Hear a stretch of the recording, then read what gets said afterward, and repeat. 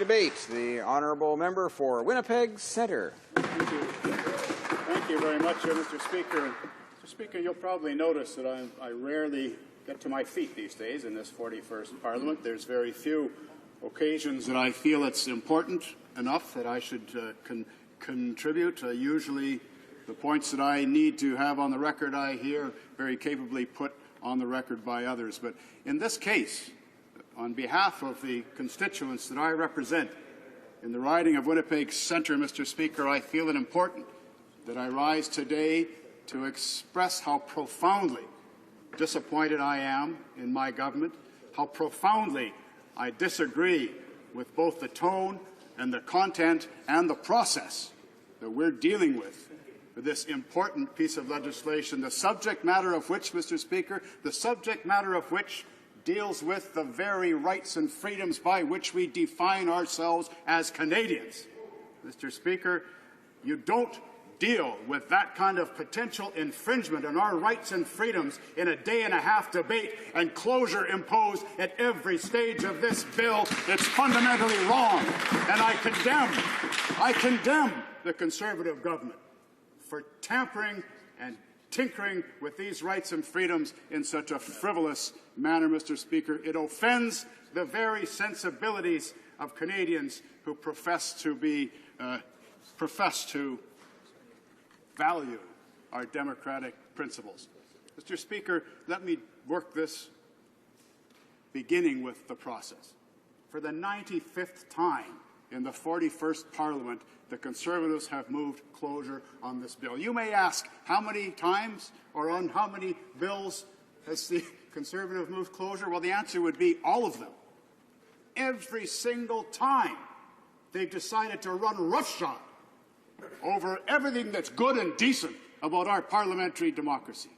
Every chance they get, they abuse the powers. They do away with all the checks and balances that were put in place so that our Westminster parliamentary democracy is the best in the world. They do away with the checks and balances that protect us against the abuse of power, which is indeed possible under this system. Mr. Speaker, why? Why do they have to deny the other elements of our democratic process, which is the legitimate right of the opposition to bring forward the concerns of the constituencies that we represent?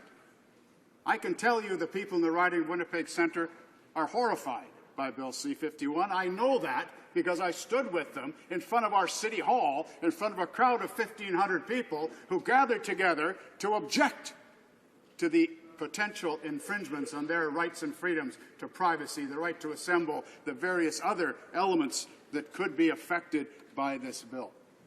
I know this, Mr. Speaker, because right across the country, Canadians had to take to the streets because their elected representatives, those of us in this chamber, are denied the opportunity to bring forward their valid points of view through the conventional method, which is reasoned debate and amendments. What the Conservatives don't understand is that what makes our parliamentary democracy work in this Westminster style is that there's a duty to accommodate the legitimate concerns, at least some of them, of the majority of Canadians who didn't vote for you. I remember one of my mentors is Gary Doer, the Premier of Manitoba. When he was first elected, he explained to people that we have an obligation now to represent all of the people, not just those who voted for us. And if the majority of Canadians have legitimate concerns on this bill, they deserve the right to be heard. They just shouldn't be shut down by closure at every stage of this bill, just like every stage of every other bill. And at the committee stage, which used to be the last vestige of some semblance of nonpartisan cooperation, at the committee stage, for this broad, sweeping bill that impacts our rights and freedoms, they contemplated 3 meetings of 2 hours each per meeting, allowing for a few witnesses, and then, of course, they used the majority on the committee to stack the witnesses so that more witnesses in favour of the bill than opposed shall be heard. It was only through Herculean efforts that we managed to get a lousy 8 or 9 meetings. Again, these are not all-day meetings, these are 2-hour meetings. These matters are of such substance and such weight that they deserve the full consideration, Mr. Speaker, of this chamber until every member is satisfied that their voice has been heard. And let me say, some accommodation has been made to the legitimate concerns brought forward by those of us representing constituencies that are not governed by the ruling party. Let me say, in the limited amount of time that I have, and I mean limited, I think we're facing the biggest bait and switch in Canadian history. Up until a few months ago, this Conservative government wanted to go into the next federal election with the ballot box question, the economy. And then what happened? The price of oil tanked. And when you have no industrial strategy and you put all your eggs in one basket and that basket drops and all the eggs break, they have nothing left but to switch to that old neoconservative hobby horse, the politics of fear. Now they want the ballot box question to be, who's going to protect you from this jihadist that's going to sneak into your bedroom and murder you in your sleep? That's the ballot box question they want now. It's the cheapest, most cynical style of politics in the world, Mr. Speaker, and they specialize in it. I can give you example after example after example of their criminal justice bills. They bombarded my riding with these leaflets, illegal mailings, I would argue, used government parliamentary privilege mailings into my riding with a picture of a guy sneaking into your bedroom with a knife held up, you know. This junkie's going to murder you in your sleep unless you vote for the Conservatives who are going to protect you from this junkie who's going to murder you in your sleep. That's the kind of cheap debate and politics that we're subjected to here, instead of the real and legitimate concerns, Mr. Speaker, of global terrorism, of which we are perfectly happy to have a debate about it. Let me say in the final minutes that I have, I don't understand the strategy of the third party. I mean, all of the opposition parties have condemned this bill as being a potential infringement of the rights and freedoms by which we define ourselves as Canadians. But the third party, in a gutless and spineless and feckless approach, has said, yes, we oppose it, yes, we're against it, but we're going to vote for it.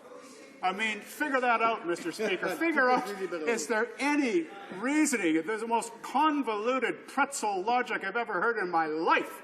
And my only message to Canadians is, in the final minutes that I have, Mr. Speaker, use your vote. Use that most valuable thing you have in a democracy as a citizen, and that is your vote.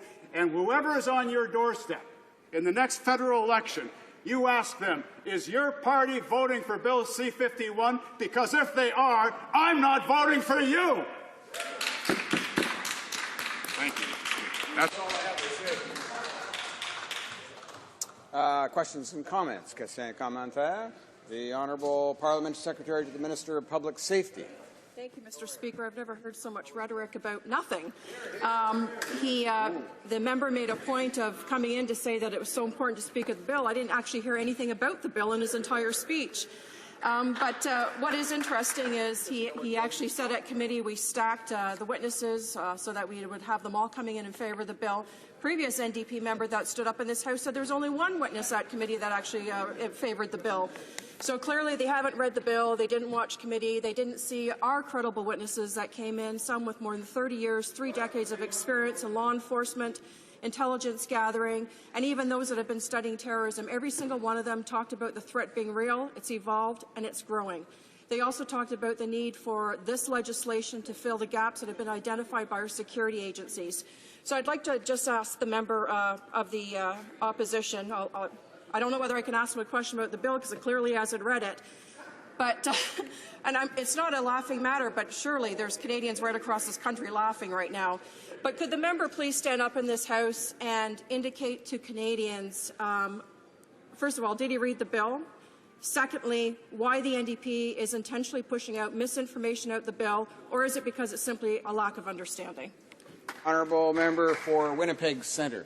Mr. Speaker, the Conservatives have done their best to sanitize their language in dealing with this bill. They've done their best to try and downplay the potential impact, but the impact is not lost on Canadians. I've met with First Nations groups who are increasingly concerned that this bill is not about trying to make Canadians safer. This bill is more about having this Conservative administration snooping on their enemies.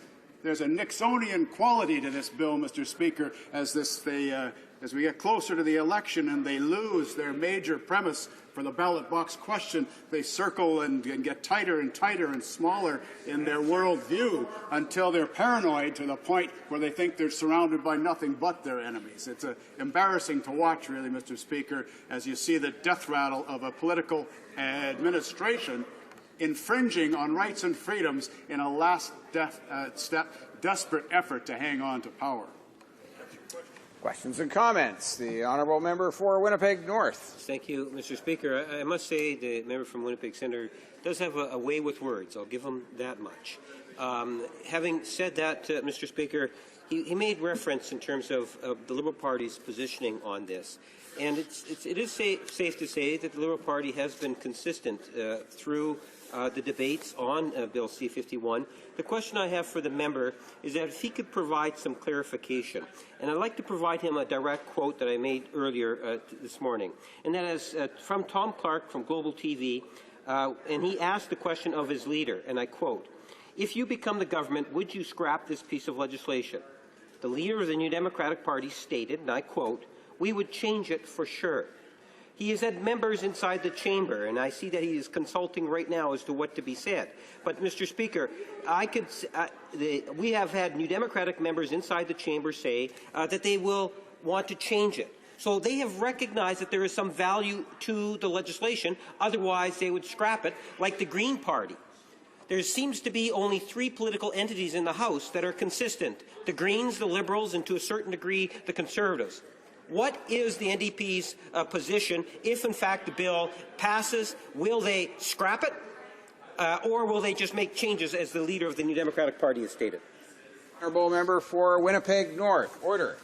Winnipeg North is finished. Winnipeg Centre will now take over where he left off. He asked for some clarification on the language that I used. The language that I used was gutless, spineless, feckless, and political cowardice, all to describe the Liberal Party's position. In answer to his question, the leader of my party and the critic for this critic area have both said clearly it will be repealed in an NDP administration. The member from Winnipeg North is selectively misquoting or paraphrasing a comment that was quite dated.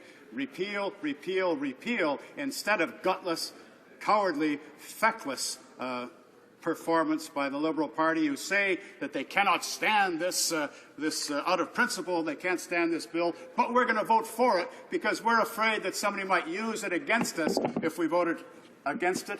That doesn't show a political backbone, Mr. Speaker. That's classic Liberal policies. It's like trying to nail Jell-O to a wall, trying to figure out how to deal with Liberals. They mean when you stand for everything, you stand for nothing, and trying to be all things to all people makes you useless in the political sphere, in my view.